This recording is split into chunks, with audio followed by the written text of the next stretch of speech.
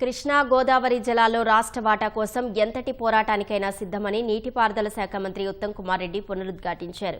సూర్యాపేట జిల్లా హుజూర్ నగర్ నియోజకవర్గానికి సంబంధించి పలు అభివృద్ధి పనుల ప్రారంభోత్సవంలో గవర్నర్ జిష్ణుదేవ్ వర్మ, మంత్రులు తుమ్మల, అడ్లూరి లక్ష్మణ్తో కలిసి పాల్గొన్నారు.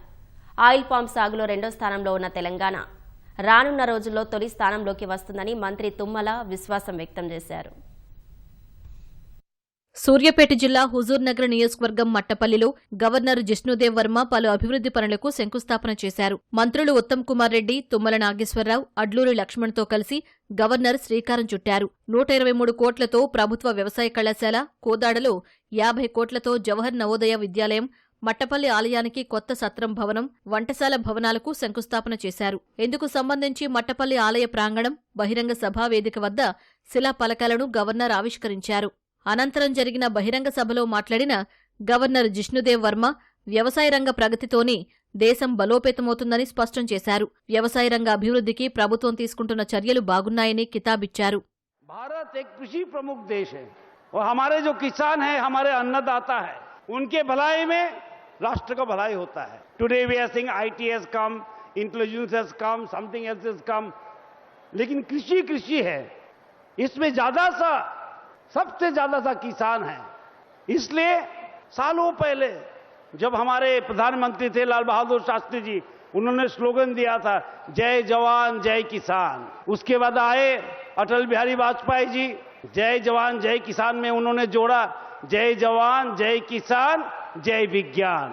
फिर आए हमारे मोदी जी प्रधानमंत्री, जय जवान जय किसान जय विज्ञान जय अनुसंधान.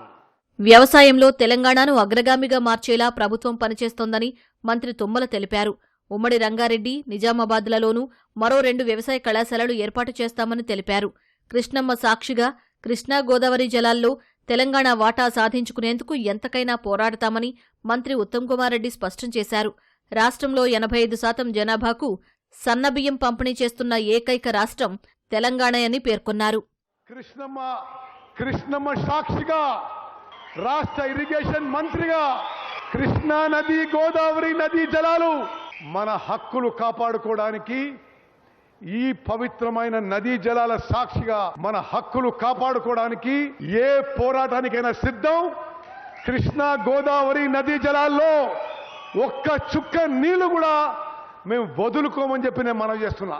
మన కాంగ్రెస్ ప్రభుత్వం, నేను సివిల్ సప్లైస్ మంత్రిగా ఒక రికార్డు స్థాయిలో 15 లక్షల మంది రైతుల నుంచి 71.7 లక్షల మెట్రిక్ టన్ల వరి ధాన్యం కొన్న ఘనత, 19,000 కోట్ల రూపాయలు ఈ ఖరీఫ్ పంటలో MSPగా బోనస్గా ఇచ్చిన ఘనత మన కాంగ్రెస్ పార్టీదని చెప్పి నేను మనవి చేస్తున్నా. రేపు రాబోయే రోజుల్లో IT కన్నా, రేపు రాబోయే AI కన్నా, అన్ని విద్యల కంటే వ్యవసాయ విద్య బదులుగా మనని రక్షిస్తుంది అని చెప్పి మీకు ఈ సందర్భంగా మనవి చేస్తున్నాం.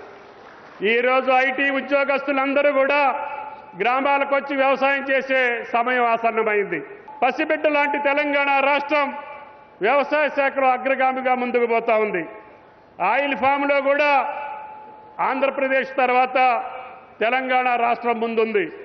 రేపు రాబోయే 3-4 సంవత్సరాల్లో భారతదేశంలో ఆయిల్ ఫామ్లో అత్యధికంగా పండించేటటువంటి రైతు నా తెలంగాణ రైతే అవుతాడని చెప్పి కూడా మీకు ఈ సందర్భంగా మనవి చేస్తున్నాం. తెలంగాణలో 10 ఉమ్మడి జిల్లాల్లో 10 లక్షల ఎకరాలు ఆయిల్ ఫామ్ వేసి భారతదేశానికే మార్గదర్శకంగా ఉండేటటువంటి విధంగా రేవంత్ రెడ్డి గారి ప్రభుత్వం ముందుకెళ్తా ఉంది.